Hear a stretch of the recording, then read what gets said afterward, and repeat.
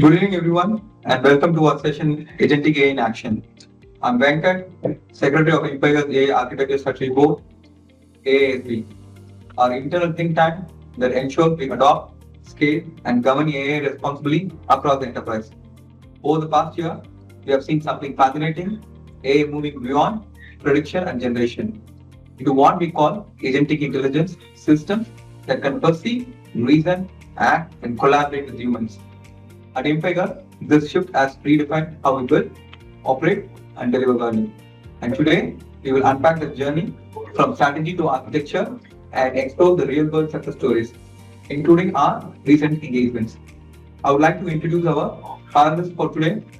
Mr. Prakash, who leads AI strategy and operations; Sini, our AI evangelist, joining remotely from Dubai; Manu, who heads the platform engineering; and Krishnan, product owner and industry specialist. We start off with Prakash to start us off. Prakash, what's driving this surge in enterprise appetite for agentic AI? So thank you, Venkat, for having us here as part of this panel. Across industries, what we are witnessing is a reset. Enterprises are not just experimenting with AI anymore, they are actually productionizing it. And what we see is it's very attractive because it closes the gap between insight and action. It does not just analyze data, it executes the workflows, collaborates, and provides an autonomous capability for other systems. So in banking, financial services, and insurance industry, for example, right, we seeing leaders actually shift from static dashboards to dynamic agents that continuously monitor and self-correct operations. And that is where Impiger's AI-first approach and platforms like Moderor come in.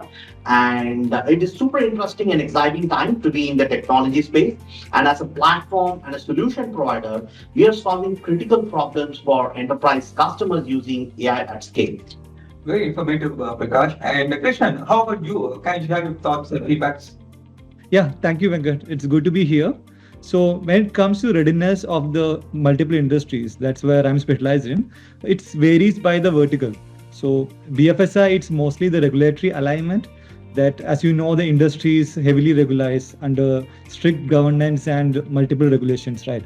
And here, the success factor is not just on the efficiency. The system has to be explainable as well. You cannot just say that algorithm knows, right? You need to show them how it knows and what it knows. So we are already seeing this playing out, when a global bank piloted a deep learning model to automate the loan approvals, the project was paused, not because the accuracy was low, but because the compliance team could not explain why certain applicants were declined.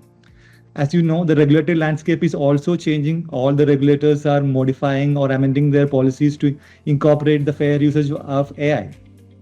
RBI has recently introduced Free AI, that's a regulatory framework for ethical and fair usage of the NBFCs and banks in India.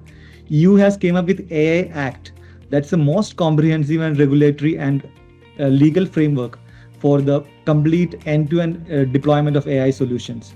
Across the globe, what we can see is that other regulators are also following the suit. This space is very much evolving and we are closely monitoring it at Impiger. But when you look and analyze the list of regulation which is available now, we can find a few patterns. One of them is the accountability. When you are deploying an AI system, we cannot run away from the accountability. Whatever decision the system is taking, your organization and your board is accountable for that. Other one is explainability. Whatever thing which is doing, whatever things the AI system is doing, it needs to be explainable. And it need to be audit ready from day one. And there need to be a good human oversight or human in the loop so that decisions are controlled. So these challenges are same for other industries also. But when it comes to manufacturing, there's the additional challenges of data quality and interoperability. And in healthcare, it's privacy and guardrails. What's promising is that the framework like Impiger Zero Trust and built-in guardrail models that gives the client confidence. The confidence that this autonomy does not come at the cost of compliance, and they have an auditory system from day one. Yeah, it's interesting thoughts, Krishnan. Now, I think let's talk about Impiger's own journey. Internally, we set up the AASB as part of R&D Council path ethics committee to ensure every AI adoption aligns with the business impact and governance. Over to you, Prakash, about you. You can able to explain us on how has the board influenced the way Impiger delivers AI externally. It's been transformative, right? The AI and Architecture Strategy Board gave us a blueprint of responsible acceleration, balancing both innovation with oversight, and it shaped how we build our own AI practice, agentic AI platforms and products, and where human in the loop principles, red team testing, and policy-based governance are part of everything that we do here at Impiger. Thanks, Prakash. And of course, Sini, you can share your thoughts as well here. Yeah, I can explain you that how we are so advanced in having this modern platform in architecture standpoint, that though we cover all the standard architectural capabilities or parts, that includes AI agents, multi-AI agents under a orchestrator, and then those AI agents can connect with multiple models, and they can connect with the third-party AI agents also through agent-to-agent protocol, and it is capable of using MCP, as we have MCP servers also with the model, and as well it has the rule set to process any kind of workflows. As well, it has a long-term persistent memory, so that it can keep all its past processes or workflows or experience in its own memory, like how a human being can cognitively keep their memory, so that they can recall whenever the repeating task or process comes in. So that way it can do everything. Okay, but apart from this, how this is become scalable and suitable for any kind of use case is that we have designed this platform as meta data driven, so that you can define any AI agents either autonomously or built-in, or the user himself can define the AI agents according to the workflow or goal that he needs to achieve. Likewise, all the components can be defined as metadata, like AI agent and the tools that it is using, and RAG, the knowledge base it is using, and the guardrails, and any other third-party connectors. So all those things can be given as a metadata, so that it can function autonomously with the proper decision. So the resultant product or platform is completely autonomous, explainable, and compliant to the responsible and unbiased agents according to the regulations set in the industry. Thanks, Nini. Okay. Let's unpack those modes we keep mentioning: the zero trust and guardrails model. Manu, from platform engineering, as a critical technical component for Moderor.ai, can you explain how they translate into reality? Thank you, Venkat, for this great fireside chat. Right. So regarding coming to Moderor's flat, right? So thinking of a zero trust as our foundation, it's like we are focusing on two things. One is like zero trust and the guardrails. Where zero trust will ensure that every actions an agent takes is verified, logged, and policy bound. And then comes the guardrails. That's our ethical and operational perimeter that continuously monitors with the red team test, a bias detection, and also drift evaluation. So together they form the security fabric for the layer of Moderor.ai, where the enterprise safe and no hallucination or no policy breach, which takes place across the platform, right? And we have built Moderor.ai as an agentic factory where the agents will be within an ecosystem where design, test, and deploy agents across domain, which is like an evolving lifecycle governance and observability baked in. I believe we are going with a great plan across in the future. Like Manu. And Sini, what do you feel about this? See, this zero trust and zero copy, all those things are very important according to the guidelines set across the globe. Many countries now brought in AI policies. So, for these, as Manu explained, okay, so each and every stage of taking the input data and then till we complete the process and giving output. So we are very careful that we adhere to the compliance according to the law and the regulation. Okay, so the LLMs also we need to talk about. So we have 3 layers of LLMs that we use, okay, to bring in the RAG and LLM based decision and the output to arrive at. Okay, one is the cloud based LLM that we use based on the customer's requirement or option. Okay, that to be open to use the latest information in the industry to process or to arrive at any workflow decision at all. Okay, so as we need the latest information, we have to depend on those kind of LLMs. So because it is keeping on updating themselves. Okay. So for that, we use cloud-based LLMs. And another layer we use is local LLMs. Okay. So these LLMs, as and when the advanced open source model LLMs comes in, we use it based on the number of parameters and the requirement and the infra that is required for a particular use case. And on top of it, we add the RAG as knowledge base. And this RAG will be working as a adaptive LLM by integrating this knowledge base and the local LLM with a separate pipeline of meeting or conversing between themselves and arrive at the output based on the prompt that the AI agents shoot at. So this also we are doing. And then SLMs also we are using that. SLMs normally we use on device-based or otherwise edge computing. These SLMs, used to be wrapped in our WASM-based front-end files, and that will be embedded in the front-end application. So whenever need be for validation or the front-end data validation or the suggestions that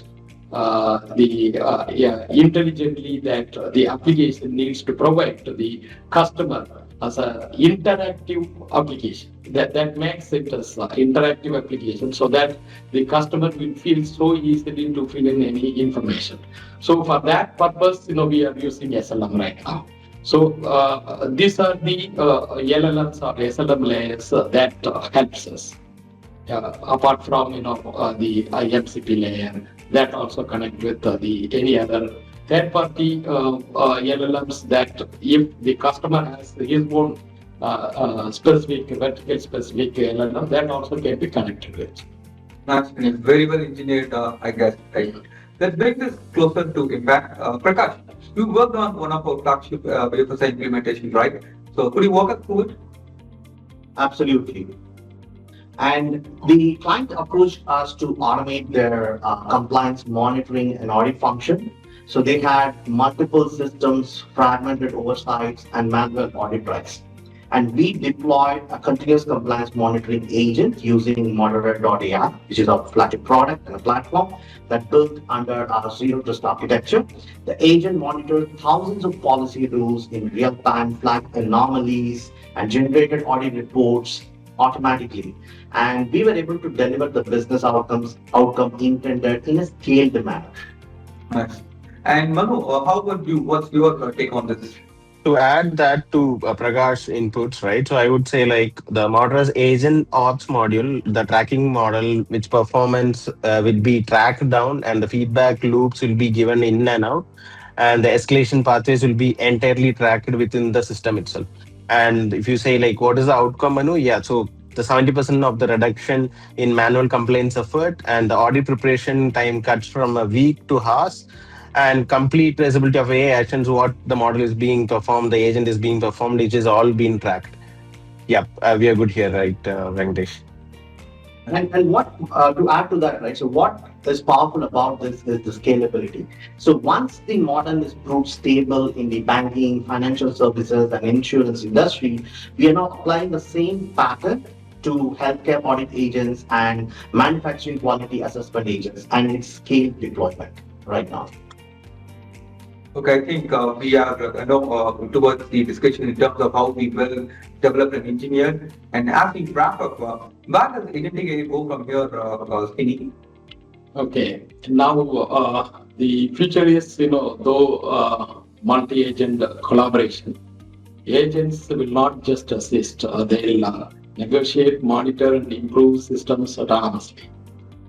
Not only, the agentic AI application vendors or forerunners in agentic AI application, many of them, because of the horizontal LLM, they face two issues. One is the latency of getting output from the LLMs, and another is the hallucination. Every time, when they shoot the same prompt, they may get different answers, or same answer with the different phrases.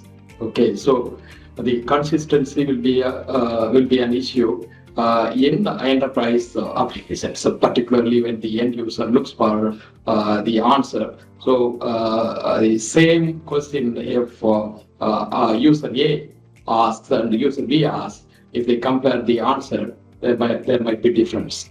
Okay, so to avoid this, now there are vertical AIs coming up. See, all the LLMs that we have right now are horizontal. That is, generic, and that are capable of answering any prompts. But then the accuracy will be lesser, and each time the answer may get varied. At least 10% to 30%. But then when vertical AI comes in, that is so deep, but not generic. That is domain specific or functional specific. That is coming up very fast now. So with that, the LLMs right now transformer based. That also is changing into 𝗲𝗲 kind of AIs. Okay, so that is completely stateful. The right now LLMs, whenever we ask any question, to get that token, it has to go through multiple tokens and get there. And each time when we ask questions, it has to go through that, and by that time, it will change the answer. It takes more time, latency, and all happening. But then when SSM based, state management based LLMs comes in, called 𝗲𝗲. Okay, so that time it will not. It need not to go through the all the tokens. Whenever we ask any question, to reach the right token that we are looking for. So that way the latency also will be reduced, and the resources that we use also will get reduced. So that way, all these are getting improved, and later the AI agents, will take the repetitive task that mankind are doing now. So later on, when the AI agents are taking up the roles and responsibilities of the mankind, then in enterprise environment, any user looking for service, we may not even know whether that service is provided by AI agent or the human being. So that kind of seamless working together will happen. Very nice. So, Prakash, from this, what we can able to arrive on these areas. So, for clients and enterprises, it means faster time to value and built-in governance and measurable business outcomes. Now, from what we see is AI is not just a feature, It is a foundation for enterprises to become truly agentic and succeed in the area of the AI economy. That's what we truly believe in. Understand. And Manu, in platform engineering, how do you bridge this? Right. So my input would be like Moderor AI will continue to that bridge between the AI innovation and enterprise control, and the layer that keeps intelligent, explainable, auditable, and secure. So we'll be sticking out to the same plan, proceeding forward. Thanks, Manu. I think the AI landscape, length and breadth, we covered all aspects, and I thank you all. At Impiger, our mission remains clear: to engineer enterprises for the AI economy responsibly and intelligently. Thank you. Thank you. Thank you. Thank you. Thank you.